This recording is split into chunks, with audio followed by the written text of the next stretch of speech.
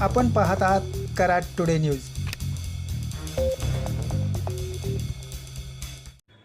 पुणे बेंगलोर राष्ट्रीय महामार्गावर आज शनिवार दिनांक 27 जून रोजी सायंकाळी केवळ 5 मिनिटे पडलेल्या पावसाने कोल्हापूर नाक्यावर सातारा बाजूकडे जाणाऱ्या मार्गावर पाणी साचल्याने वाहतूक विस्कळीत होऊन वाहनधारकांना कसरत करावी लागली.